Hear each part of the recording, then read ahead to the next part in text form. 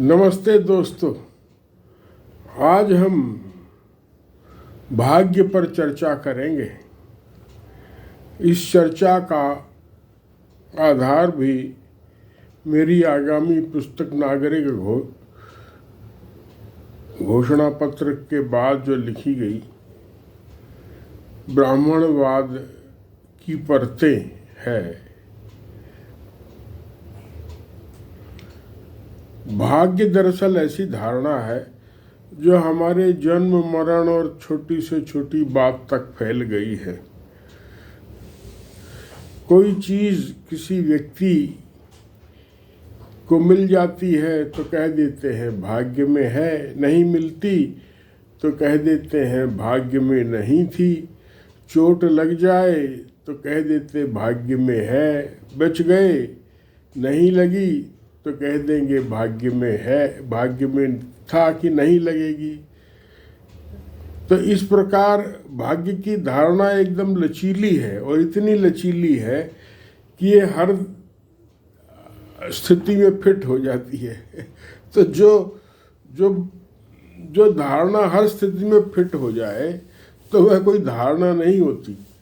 किसी व्यक्ति ने कहा है कि अंग्रेजी की एक कहावत है कि anything which explains everything explains nothing, कि जो सब चीज़ों की व्याख्या करते वो कुछ व्याख्या नहीं कर पाती, वो बेकार बात है। ऐसा ही भाग्य है। ज्योतिषी कह दे कि भाई ये कोई भविष्यवाणी कर दे तो दरअसल तो वैसे तो कोई पूछने जाता नहीं कि जी आपकी भविष्यवाणी गलत हो गई।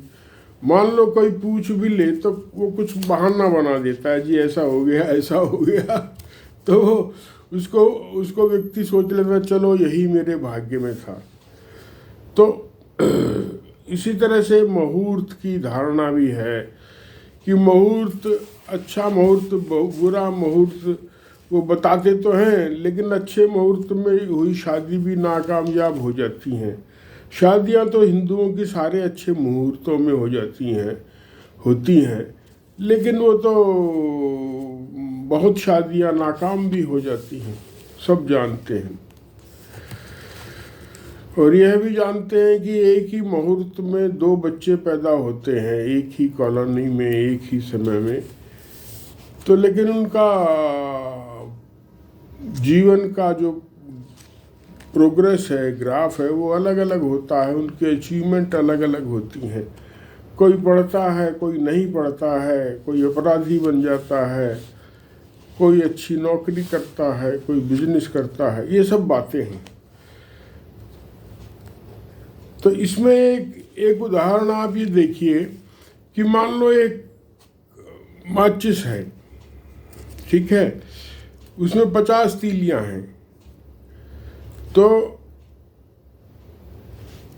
अब किसी ने एक तीली निकाली तो वो ज्योतिषी कहेगा इसके भाग्य में यही थी, या वो व्यक्ति कहेगा जिसने निकाली कि मेरे भाग्य में यही तीली थी। अब मान लो उन 50 तीलियों में एक तीली का सिरा आपने लाल कर दिया और कोई पूछे कि भाई ये जो लाल सिरे वाली तीली है ये निकलेगी या नहीं निकलेगी, तो ज्योतिषी हाँ या ना में जवाब देगा। ज़्यादातर वह ना में ही देगा। लेकिन जो सांख्यिकी है वो यह बताती है, स्टैटिस्टिक्स, जो गणित का एक गणना करने का तरीका है कि संभावनाओं की गणना जो करता है, वह बताता है कि उस तीली, लाल तीली के निकलने की संभावना 2% है। कैसे हुई 2%? कि 50 तीली हैं तो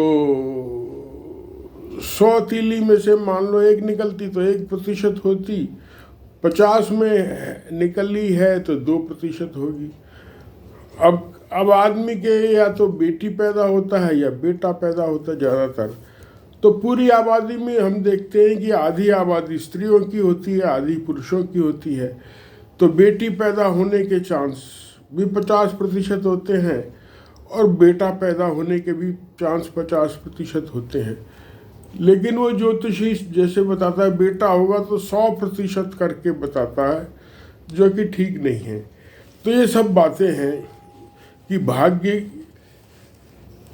को कैसे लोग लेते हैं, और यहाँ तक कह देते हैं कि अमीर घर में पैदा हुआ तो ये उसका भाग्य था बच्चे का, गरीब में हुआ तो ये भाग्य था, इस जाति में पैदा हुआ तो ऐसा भाग्य था, उस जाति में पैदा हुआ तो वैसा भाग्य था। तो ये सब बकवासबाजी चलती रहती है।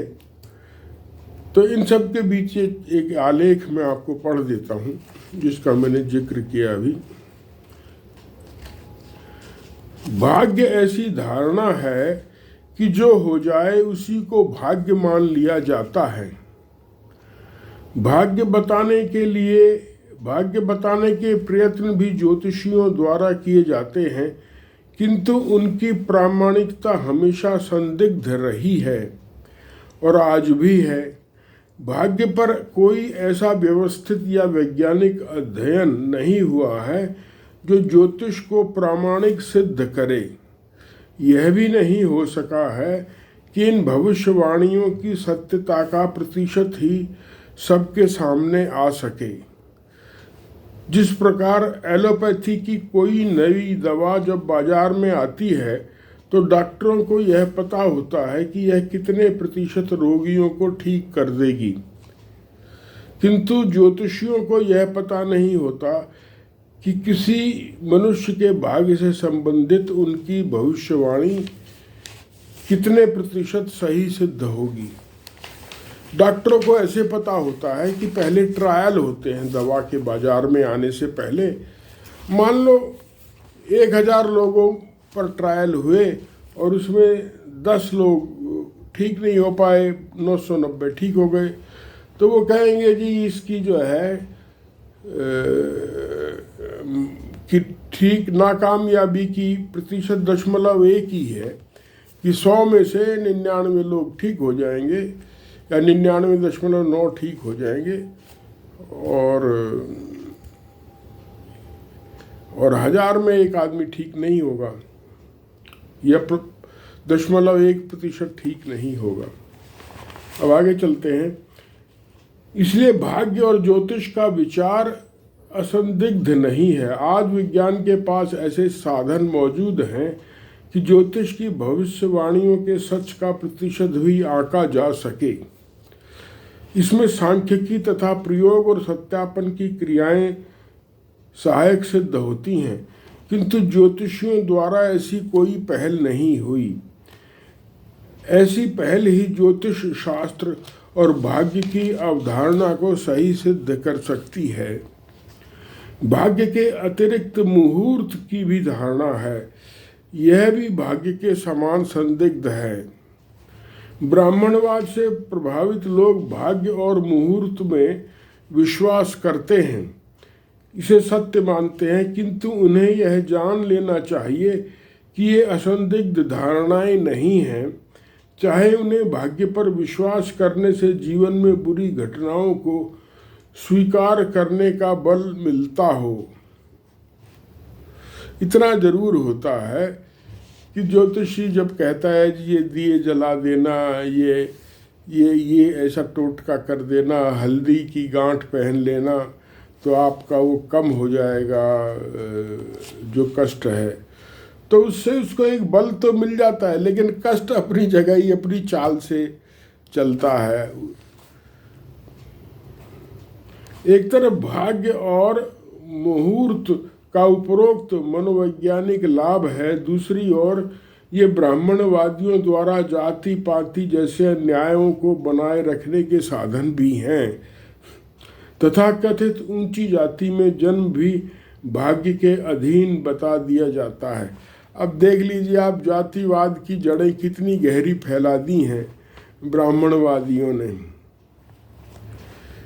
2020 में फैले कोरोना में कितने ही लोग अकाल मर गए।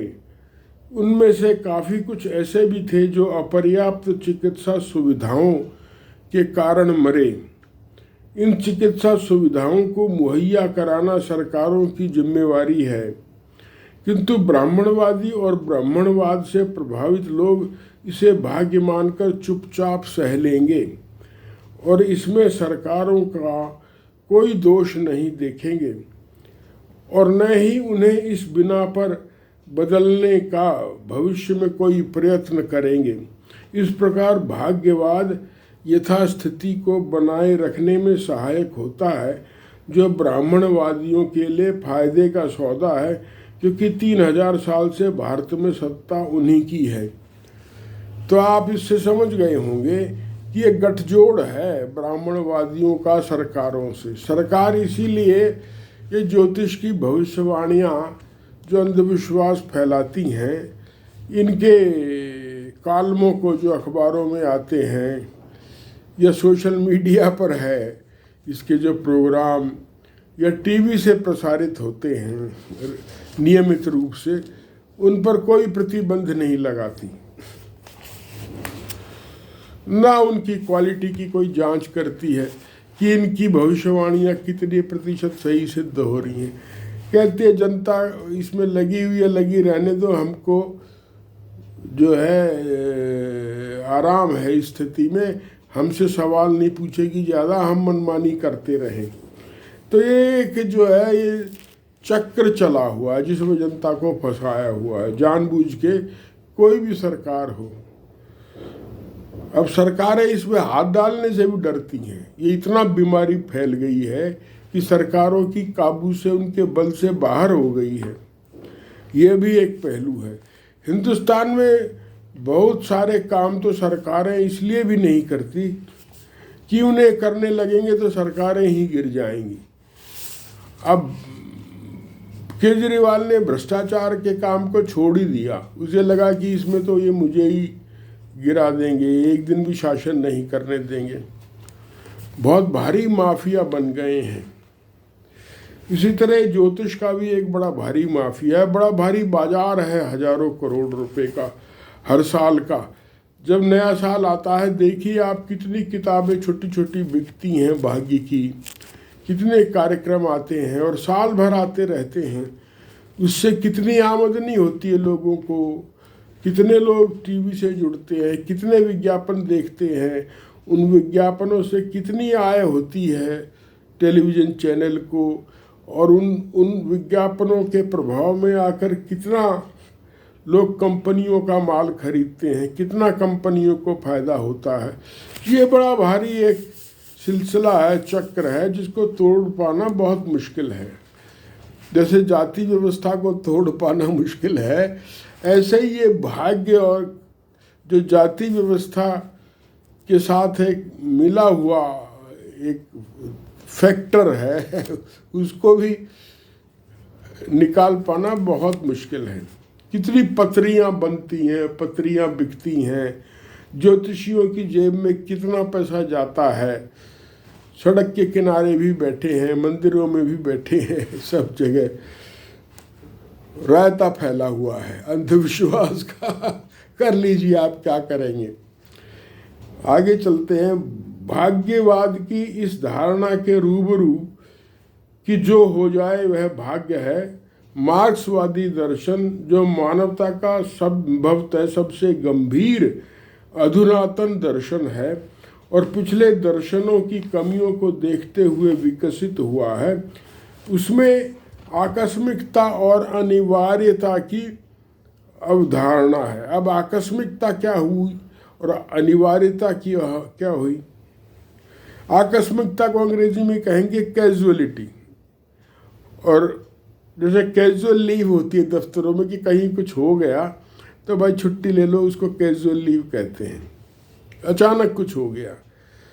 और एक होती है अनिवार्यता, उसको कहते हैं नेसेसिटी। एक कैजुअलिटी, एक नेसेसिटी। कि नेसेसिटी क्या है कि भाई आप अगर तो जिंदा हैं एक मिडिल क्लास परिवार में, तो स्कूल भी भेजेंगे, वो पैदा हो गए तो, है ना, वहाँ पढ़ना भी पड़ेगा, मास्टर की डांट भी खानी पड़ेगी। और आप जिंदा है तो आपका पेट रोटी भी मांगेगा, खाना भी आपको खाना पड़ेगा। उसके लिए प्रयत्न भी करना पड़ेगा, नहीं करेंगे तो सब खेल खत्म। तो ये अनिवार्यता और आकस्मिकता की धारणाएं जीवन के साथ जुड़ी हुई हैं। तो इसी को भाग्य में समेट लेते हैं एक अवैज्ञानिक धारणा में कि नेसेसिटी और कैजुअलिटी में बांटने की बजाय जो हो जाए कहते हैं तुम्हारा भाग्य है बेटा, मस्त रहो, ऐसा ही होना था। मैं आपको एक बहुत सरल उदाहरण दूंगा। एक माचिस में एक ही तीली है, यदि कोई व्यक्ति उस माचिस में से तीली निकालता है तो वही तीली निकलेगी, यह अनिवार्यता है। इसे यूं भी कह सकते हैं कि उस व्यक्ति के भाग्य में वही तीली थी। भला ये कोई बात हुई, लेकिन कहते हैं। इसके विपरीत यदि माचिस में 50 तीलियां हैं और कोई व्यक्ति एक तीली निकालता है तो कोई विशेष तीली निकलने की संभावना 1/50 है या 2% है। पर कोई भी तीली निकल आए तो भाग्यवादी यही कहेगा कि उस व्यक्ति के भाग्य में वही तीली थी। है ना मजे की बात, मूर्खता की बात है। जबकि आकस्मिकता और अनिवार्यता का सिद्धांत कहेगा कि किसी विशेष तीली का निकलना आकस्मिक है और उसकी संभावना 1/50 अथवा 2% है। भाग्यवाद इस प्रकार की कोई रोशनी नहीं डाल पाता और चित भी उसकी रहती है, पट भी उसकी रहती है। कुल मिलाकर भाग्यवाद दोषपूर्ण वैचारिकता है और ब्राह्मणवादी इसका उपयोग अपना प्रभुत्व बढ़ाने और बहुसंख्यक जनता के शोषण के लिए करते हैं, शोषण के लिए। इसे याद रखिए। इतना ही नहीं, भाग्यवाद ही वह जमीन है जिस पर अंध विश्वास समेत सब प्रकार के अतार्किक, इरेशनल, इलॉजिकल विचार और मान्यताएं पलती हैं, जिसमें जातिवाद और भाग्य और पुनर्जन्म भी है, जिस पर हम आगे विचार करेंगे। धन्यवाद।